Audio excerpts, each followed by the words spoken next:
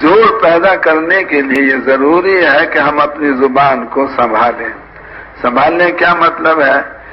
جو بات دل میں آئی ہے ہر بات ہم اپنی زبان پہ نہ لائیں.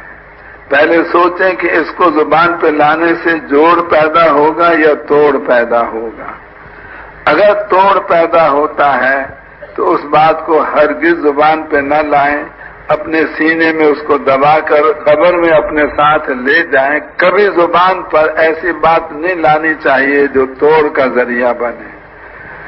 اور اگر وہ بات جوڑ والی ہے تو اس کو ہم کہیں، لیکن اس کو بھی کہنے کے دو طریقے ہیں.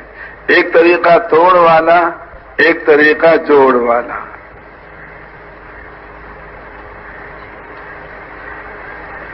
مثلا ایک آدمی کو ہم یوں کہتے ہیں کہ آپ کے والد محترم تشریف لائے ہیں، آپ باہر آ کے ان کو ملیں.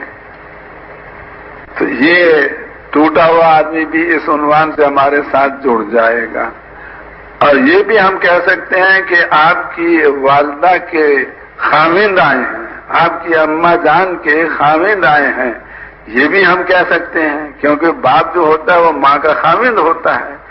لیکن اگر اس طرح سے اس کی ہم تعبیر کریں گے تو جوڑا ہوا بھی ہم سے کٹ جائے گا کہ تم نے میری بھری مجلس میں میری ماں کا نام کیوں لیا اور کیوں کہا کہ ان کا خاوند. حالانکہ یہ حقیقت ہے، جھوٹ نہیں ہے، صحیح ہے، لیکن یہ عنوان ایسا ہے کہ جس سے جوڑا ہوا بھی کٹ جاتا ہے. تو آج ہم لوگ یعنی صحیح بات کو کہتے ہیں مگر ایسے انداز سے کہتے ہیں جس سے توڑ پیدا ہو جاتا ہے. اور حضرت ابوبکر رضی اللہ عنہ کی ایک بڑی صفت یہ تھی کہ وہ توڑ والی بات کا جواب بھی جوڑ والے عنوان سے دیا کرتے تھے. یہ حضرت ابوبکر کے بعد بہت زیادہ ہمیں سیکھنے کی ضرورت ہے، کیونکہ ہمیں پتہ نہیں لگتا کہ ہم توڑتے لوگوں کو زیادہ ہیں یا جوڑتے زیادہ ہیں. یہ جتنے ہم ذمہ دار ہیں مختلف مرکزوں میں اور شورا والے، اب ہمیں اس دنیا میں تو کوئی ہم سے حساب کتاب لے نہیں سکتا کہ تم نے توڑا زیادہ کو یا جوڑا زیادہ کو. مثلا اب رائے میں ہم لوگ رہتے ہیں، اب ہماری بے حکمتی اور ہماری بد اخلاقی کی وجہ سے ایک آدمی یہ سوچ کے کہ بھئی اب یہ تو احسان نے میرے ساتھ بہت برا رویہ اختیار کیا ہے، میں تبلیغ بھی چھوڑتا ہوں، راوین بھی نہیں آؤں گا، کبھی اس کام میں نہیں چلوں گا. تو اگر احسان کی بد اخلاقی کی وجہ سے وہ چھوڑ کے جا رہا ہے، وہ بتا کے نہیں جاتا کہ میں تمہاری وجہ سے اس کام کو اور اس کام کے مرکز کو چھوڑ رہا ہوں.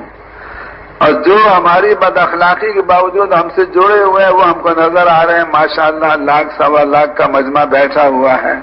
اور جو ہماری بد اخلاقی کی وجہ سے چھوڑ کے چلے گئے وہ ان کا ہمیں پتہ نہیں. لیکن کل قیامت کے دن ہر پرانے کو حساب دینا پڑے گا کہ آپ نے جوڑا زیادہ کو یا توڑا زیادہ کو، لگایا زیادہ کو یا بھگایا زیادہ کو. اس دنیا میں تو انسان بولنے کا زور لگا کر اگلے کو مطمئن کر سکتا ہے کہ میرا قصور نہیں، جانے والے کا قصور ہے. لیکن کل قیامت کے دن کوئی آدمی کی بات اللہ کے سامنے چل نہیں سکے گی. اس لیے اس حساب کے پیش ہونے سے ہم سب کو اپنا دامن بچانا چاہیے کہ اللہ ہمیں ان میں سے بنائے جو لگانے والے ہوں اور ان میں سے نہ بنائے جو بھگانے والے ہوں.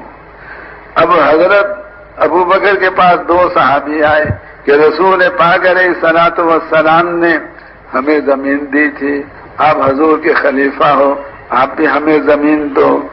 تو حضرت ابوبکر نے ساتھی جتنے موجود تھے ان سے مشورہ کیا، سب نے کہا کہ دے دو. تو چنانچہ پرچہ بنا کے لکھ دیا فلاں زمین ہم نے فلاں 2 مسلمان صحابی کو دے دی. اور فرمایا کہ حضرت عمر ہماری اس مجلس میں نہیں ہے، لہذا چلے جاؤ لے کر پرچہ اور ان سے کہو وہ بھی گواہی اس پہ اپنے ڈال دے. اب وہ گئے، حضرت عمر نے پڑھا، پڑھتے حضرت عمر کو آ گیا غصہ اور فرمایا حضور نے تمہیں دیا تھا کہ اس زمانے میں اسلام کمزور تھا، آج اسلام طاقتور ہو چکا، تمہیں دینے کی کوئی ضرورت نہیں ہے. اور تھوکا اس پرچے پر، پھینک دیا زمین پر، لے جاؤ اپنا پرچہ.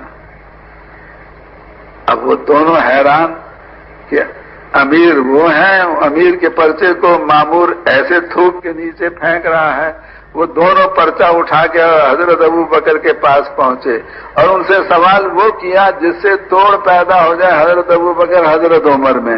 یہ پوچھا کہ اے ابو بکر آپ بتائیں آپ حضور کے خلیفہ ہیں یا عمر؟ اب اس کا بجائے جواب کیا بنتا ہے کہ میں خلیفہ ہوں رسول پاک علیہ السلام کا۔ اس میں اپنے مقام کو اپنی زبان سے ظاہر کرنا، اپنی بڑائی کا اظہار، حضرت ابو بکر میں اس کی کوئی ذرہ برابر بھی گنجائش نہیں تھی، کبھی ایسا لفظ نہیں بولتے تھے جس سے ان کی بڑائی ظاہر ہو، اس لیے یہ جواب نہیں دیا کیونکہ اگر یہ جواب دیتے تو فوراً کہتے آپ اچھے امیر ہیں، آپ کا مامور تو آپ کے پرچے کا احترام نہیں کرتا۔ یوں فرمایا ارے بھائی اگر عمر امیر بننا چاہتے تو وہ بن سکتے تھے، کیونکہ پہلے میں نے انصار کو ابو عبیدہ کے پاس بھیجا تھا، انہوں نے انکار کیا، میرے پاس آئے تو میں نے حضرت عمر کے پاس بھیج دیا تھا۔ اگر حضرت عمر اس وقت امیر بننا چاہتے تو میں نے موقع دیا تھا، وہ نہیں بنے، اس لیے مجبوری میں مجھے بننا پڑا۔ ایسا جواب دیا کہ ان دونوں کا غصہ بھی ٹھنڈا ہو گیا۔ ان کا سوال توڑ والا تھا، جواب جوڑ والا دیا۔ اور پھر حضرت عمر پیچھے سے پہنچ گئے غصے میں بھرے ہوئے اور یوں فرما رہے ہیں کہ اے ابو بکر یہ زمین آپ کی ہے یا مسلمانوں کی؟ نہ بھائی میری نہیں ہے، مسلمانوں کی ہے۔ تو آپ نے مشورے کے بغیر کیسے دے دی؟ اب اس کا جواب حضرت ابو بکر کے پاس ہے کہ سارے مسلمانوں سے ایسے مسئلے میں مشورہ کرنا ممکن نہیں، جتنے میرے پاس تھے ان سے میں نے مشورہ کر لیا تھا، سب نے کہا تھا تو آپ تھے نہیں، آپ کے پاس میں نے پرچہ بھیج دیا۔ تو حضرت ابو بکر حضرت عمر کو ایسا جواب دے سکتے تھے جس سے وہ لاجواب ہو جاتے، لیکن ان کا غصہ اور بڑھ جاتا، تو یہ جواب نہیں دیا کیونکہ اس میں پھر توڑ پیدا ہوتا ہے۔ کیا جواب دیا؟ اے عمر میں نے اسی لیے آپ سے کہا تھا کہ آپ خلیفہ بن جاؤ، میں کمزور ہوں، لوگوں سے دب جاتا ہوں، آپ طاقتور ہو، آپ لوگوں سے نہیں دبتے۔ تو ایسا جواب دیا کہ جس سے حضرت عمر کا بھی غصہ ٹھنڈا ہو گیا۔ سوال توڑ والا اور جواب اس کا جوڑ والا۔ آج امت کے بے شمار ٹکڑے ہو چکے ہیں اور جو امت کو تقسیم کرتا ہے، کچھ کو اپنا سمجھتا ہے، کچھ کو غیر سمجھتا ہے، وہ رسول پاک علیہ السلام اور صحابہ کی محنت پر پانی پھیرتا ہے اور امت پنے کو وہ ذبح کرتا ہے۔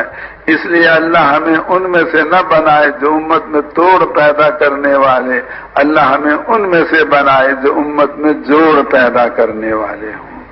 کیوں بھائی یہ صفت اپنے اندر پیدا کریں گے نا انشاءاللہ۔